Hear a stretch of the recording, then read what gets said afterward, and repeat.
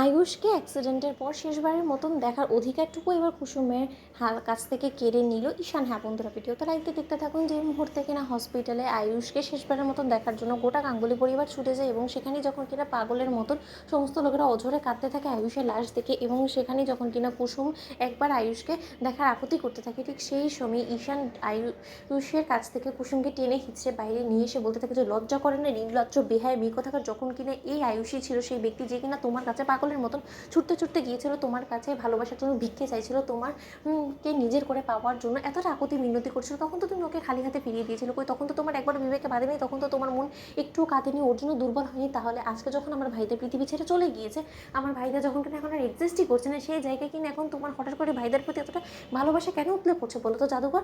আমি তোমার কাছে হাত জোর করে অনুরোধ করছি, আমাকে এমন কোনো কিছু করতে তুমি বাধ্য করো না যার কারণে কিনা তোমার পরবর্তীতে আফসোস হয়। আমি তোমাকে বলছি যে আমি তোমাকে এর আগে হসপিটাল থেকে ঘাট ধাক্কা দিয়ে বার করে দিই, তুমি এখান থেকে মানে কেটে পড়ো। এবং আরও একটা কথা মনে রেখো যে আমি আমার ভাইদার এই অকাল মৃত্যুর জন্য সম্পূর্ণরূপে তোমাকে দায়ী করি, এবং আজীবন আমি এটাই মেনে যাবো যে আমার ভাইদার মৃত্যু হয়েছে শুধুমাত্র তোমার জন্য, এবং তুমি একটা খুনি। তুমি যদি আমার ভাইদাকে এতটা উত্তেজিত করে ভাইদাকে না বাড়ি ছাড়া করতে, তাহলে হয়তো আমার ভাইদা এতটা রাশ ড্রাইভ করে ও যেখানে দু চোখ যায় সেখানে চলে যেত না, এবং ও হয়তো বা কাভার্ড ভ্যানের সঙ্গে ধাক্কাও ভাইদার লাগতো না, এবং সেই সমস্ত কিছুর জন্য আমার ভাইদার প্রাণটাও হয়তো বা যেত না। কিন্তু এই সমস্ত কিছু যখন একবার ঘটে গিয়েছে, তাহলে এর জন্য আফসোস করা থেকে বেশি আমাকে তুমি বাধ্য করো না যে তোমার বিরুদ্ধে কেস ফাইল করতে। কারণ এবার যদি আমাকে কোনো মতে পুলিশ জিজ্ঞেস করে যে আমার ভাইদের এই অকাল মৃত্যুর জন্য আমরা কাকে সন্দেহ করছি, তাহলে কিন্তু আমি সোজা সুস্পষ্টভাবে তোমার নামটাই বলবো। ঠিক সেই সঙ্গে কুসুম যখন কিনা কান্নায় ভেঙে পড়ে এবং বলতে থাকে যে আমি আপনার পায়ে পড়ছি, আমি আপনার কাছে হাত জোর অনুরোধ করছি ঈশান সাহেব, আমাকে একবার অন্তত ছোটো সাহেবের কাছে ছোটো সাহেবকে শেষবারের মতন একবার জাগানোর একটা সুযোগ দিন।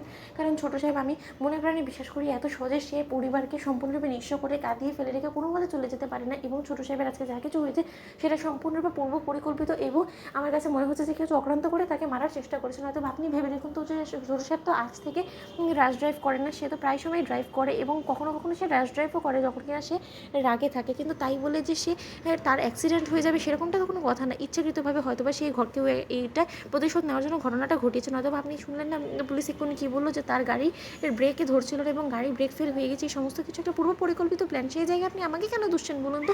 আমাকে দয়া করে এই একবার ছোটো সাহেবের কাছে যেতে দিন। ঠিক সেই সময় ঈশান বলতে থাকে যে খবরদার, আমি তোমাকে বারণ করে রেখেছি জাদুঘর, তোমার যদি লজ্জা শরম বলে কোনো কিছু থেকে থাকে তাহলে তুমি কোথাও যাবে না, তুমি আমার ভাইদার লাশের সামনেও যাবে না, এবং তুমি যদি বাড়াবাড়ি করার চেষ্টা করো তাহলে কিন্তু আমি শঙ্কর কাকার কাছে গিয়ে সমস্ত সত্যটা বলে দেবো, এবং আশা করি সেটা তোমার পক্ষে কোনো মতেই ভালো হবে না। তাই আমাকে উত্তেজিত করার একদম চেষ্টা করো না, কারণ ভাইদার অবস্থা যা হয়েছে সেই অবস্থা তুমি যদি মনে করতে থাকো যে আমিও করবো নিজের, তাহলে তুমি সেটা ভুল ভাবছো। কারণ ভাইদা অসহায় হয়ে গিয়েছিল বিধে এই পথটা বেছে নিয়েছে, আমি নয়। তো বন্ধুরা লাইক এবং শেয়ার করো, সাবস্ক্রাইব করতে ভুলো না।